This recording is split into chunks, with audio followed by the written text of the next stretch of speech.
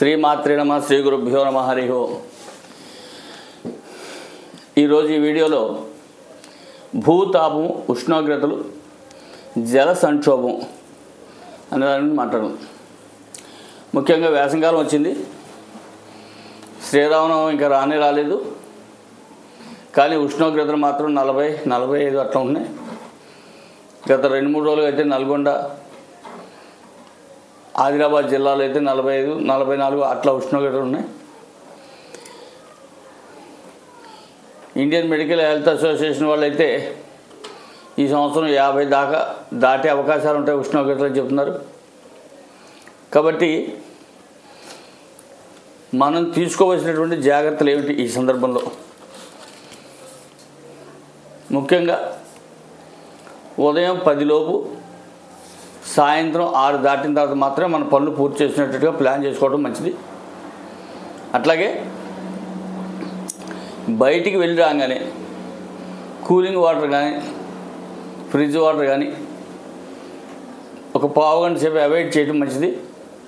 శరీరం మళ్ళీ సరైనటువంటి ఉష్ణోగ్రతకు వచ్చిన తర్వాత తాగితే అది శరీరానికి ఉపయోగపడుతుంది, లేదా ప్రాణాపాయ స్థితికి తీసుకెళ్ళేటువంటి అవకాశాలు ఉంటాయి.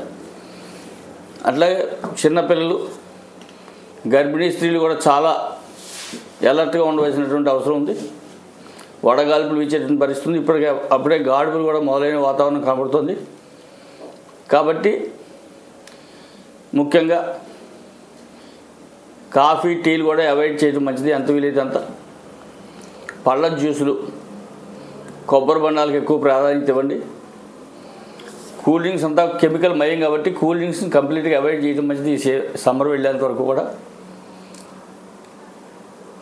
ఎందుకంటే ఆ కెమికల్స్ లోపలికి వెళ్ళిన తర్వాత వాటి యొక్క రియాక్షన్ వేరుగా ఉండి వడదెబ్బ కొట్టేటువంటి అవకాశాలు కూడా ఉంటాయి అనే డాక్టర్స్ అంతా కూడా చెప్తున్నారు. కాబట్టి ఎక్కువగా పళ్ళ రసాలు, కొబ్బరి బొండాలు, బార్లీ వాటరు, సబ్జా వాటరు ఇవి తీసుకున్నట్టయితే కనుక హెల్తీగా ఉంటారు. సమ్మర్లో ప్రశాంతమైన జీవనం ఉంటుంది. ఏమైనా మన పనులు ఉదయం 6 to 10, సాయంత్రం 6 to 10 లోపు పూర్తి చేసుకోవడం మంచిది. మిగతా సమయంలో మ్యాక్సిమం ఇంట్లో ఉండేందుకే కాలక్షేపం చేయడం మంచిది. అట్లాగే వాటర్ సంబంధించి ప్రపంచంలో ఒక వింత ఏంటంటే, ఇంతవరకు దక్షిణాఫ్రికా రాజధాని కేప్ టౌన్ ప్రపంచంలోనే మొట్టమొదటి నీటి రహిత దేశంగా అనౌన్స్ చేయడం జరిగింది. అక్కడ జల సంక్షోభం వచ్చింది.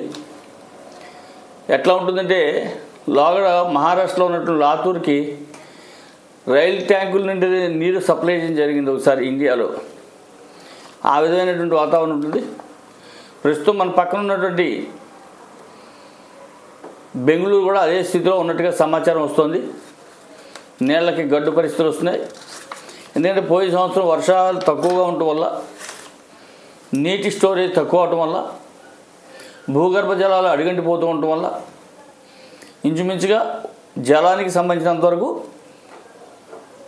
చాలా శ్రమ పడాల్సిన పరిస్థితులు వస్తున్నాయి. అట్లే మనం కూడా మన ఇళ్ళ దగ్గర జలానికి సంబంధించి, నీటి వినియోగానికి సంబంధించి తీసుకోవాల్సినటువంటి జాగ్రత్తలు తీసుకోవటం, ముఖ్యంగా ఎక్కువగా నీటిని వృధా చేయకుండా ఉండటం, రోజు ఇంటిని చుట్టూ ఉన్న పరిసరాలని కడగకుండా ఉండటం, ఏదో 2 రోజులకో 3 రోజులకో ఒకసారి కడుక్కునేటట్టుగా. అట్లా ఇంటి ముందు ఉన్న బళ్ళు రోజు పొద్దున్న లేచి బళ్ళు కడిగేటువంటి పనులు పెట్టుకోకుండా నీటిని సద్వినియోగం చేసుకోకపోతే ఆ తర్వాత మనకు కూడా అదే పరిస్థితి వస్తుంది.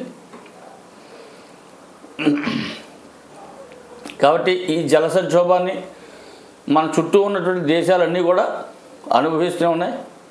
మన అదృష్టం ఏంటంటే ఇంకా మనకు ఆ స్థితి రాలేదు. ఈ భూమండలం మీద సృష్టిలో ఉన్నటువంటి వాటర్ మొత్తంలో మనకు ఉపయోగపడుతున్న వాటర్ 2.7 మాత్రమే మనకు ఉపయోగించేటటువంటి వాటర్గా. మిగతా అంతా సముద్ర జలాలు, ఉప్పుగాను, కాల్షియం, ఫ్లోరైడ్ వీటితో నిండి ఉండటం వల్ల మనం ఉపయోగించుకోలేకపోతున్నాం. కానీ ఈ 2.7లో కూడా 0.7% నీటిని అధికంగా వినియోగించడం వల్ల దుర్వినియోగం అవుతుందని ఒక రిపోర్ట్లు కూడా ఉన్నాయి. కాబట్టి ఈ సమయంలో ముఖ్యంగా వాటర్ని సద్వినియోగం చేసుకోవాల్సిన అవసరం. ప్రతి నీటి బిందువు కూడా సమాజానికి చాలా అమూల్యమైనటువంటిది. అది ఒకటి కాపాడుకోవాలి. అట్లాగే ప్రకృతి యొక్క తాపం, భూతాపం విపరీతంగా ఉష్ణోగ్రత పెరుగుతాయి. ఎందుకంటే చెరువులు బూట్ చేస్తున్నారు, అడవులు కొట్టేస్తున్నారు, పర్యావరణ సమతుల్యం దెబ్బతింటోంది. దానివల్ల భూతాపం పెరుగుతుంది, ఉష్ణోగ్రతలు పెరుగుతున్నాయి. ఉష్ణోగ్రత క్రమబద్ధీకరణ కావాలంటే చెట్లు పెంచడం అనేది ఒకటి అవసరం, చెరువులు తవ్వడం అనేది ఒకటి అవసరం, నీటిని నిల్వ చేసుకోవటం, స్టోరేజ్ చేసుకోవటం, జాగ్రత్తగా వాడటం, పొదుపుగా వాడటం అనేది ఒక అవసరంగా ఉంది.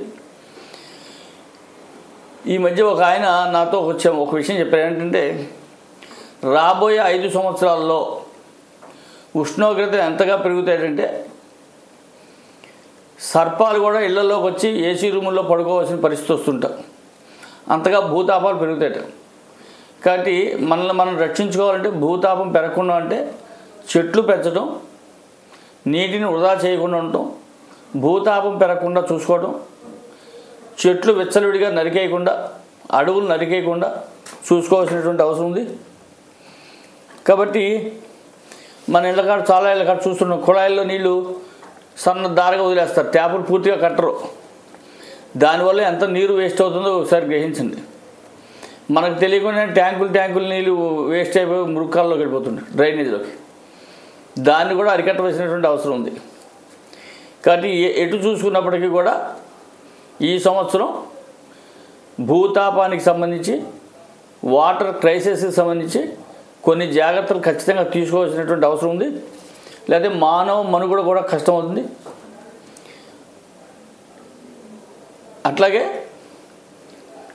ఈ ఉష్ణోగ్రతలు పెరగటం వల్ల మానవ శరీరంలో అనేక రకాలైనటువంటి అనారోగ్యాలకు సూచనలకు అవకాశం ఉంటుంది. ముఖ్యంగా వడదెబ్బ కొట్టడం, కోమాలోకి వెళ్ళటం, ఇవన్నీ ఉంటాయి.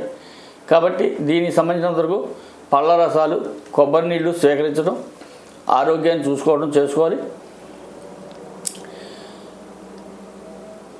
ఉష్ణోగ్రతలు పెరగటం అంటే 1 డిగ్రీ పెరిగితే చాలు మానవ మనుగడకి కష్టంగా ఉండటానికి. 40-42 డిగ్రీలు వస్తేనే మనం బతకలే పరిస్థితి వస్తే, అసలు 50 డిగ్రీలు వస్తే ఎట్లా ఉంటుంది మనం పరిస్థితి? చిన్నపిల్లలు, గర్భిణీ స్త్రీలు, ముసలి వాళ్ళు ఏమైపోతారు? ఒకసారి ఆలోచించండి. కాబట్టి పర్యావరణాన్ని రక్షించవలసినటువంటి అవసరం మనకు ఉంది. అట్లాగే వాటర్ క్రైసిస్ నుంచి తప్పించుకోవాల్సినటువంటి అవసరం ఉంది. భూతాపాన్ని తగ్గించవలసినటువంటి అవసరం ఉంది. ఇది ఎవరికి వాళ్ళు, ఇది మన పని, మన కర్తవ్యాన్ని చేస్తే సాధ్యపడుతుంది. ఈ సంక్షోభం నుంచి మనం గట్టెక్కగలుగుతాం. ఈ వాటర్ క్రైసిస్ ఇవన్నీ కూడా మనం అనుకూలమైనటువంటి వాతావరణం మార్చుకోగలుగుతాం. కాబట్టి ఇక ముందు వాటర్ని సద్వినియోగం చేయడం జాగ్రత్తగా, మనకు అందుబాటులో చెట్లు ఎక్కడ వీలుంటే అక్కడ చెట్లు పెంచడం, ఈ సమ్మర్ వెళ్ళేంతవరకు ఆరోగ్యకరమైనటువంటి పదార్థాలు తీసుకోవటం చేస్తూ కనుక ఉన్నట్టయితే ఈ సమ్మర్లో ఉష్ణోగ్రతలు బారిన పడకుండా ఆరోగ్యాలు కాపాడుకోగలుగుతాం. ఇది మనంతా కలిసికట్టుగా చేయవలసినటువంటి ఒక బృహత్తరమైనటువంటి కార్యం. మానవాళి మనుగడకి ఇది తప్పనిసరి పరిస్థితి. కాబట్టి ప్రజలంతా కూడా ఐక్యతతో సామూహికంగా మనంతా కలిసి ఈ కార్యక్రమంలో కనుక పాల్గొన్నట్టయితే కనుక మనల్ని మనం రక్షించుకోగలుగుతాం, మన పక్క వాళ్ళని రక్షించుకోగలుగుతాం. ఈ భూతాపానికి సంబంధించి, జల క్రైసిస్ సంబంధించినటువంటి ఇవన్నీ కూడా మనం రక్షించుకోగలుగుతాం అని చేస్తూ ఈ వీడియో ముగిస్తున్నాను. హరి ఓం తత్సత్. ఈ వీడియోని షేర్ చేయండి, లైక్ చేయండి, సబ్స్క్రైబ్ చేయండి. సర్వే జనా సుఖినో భవంతు.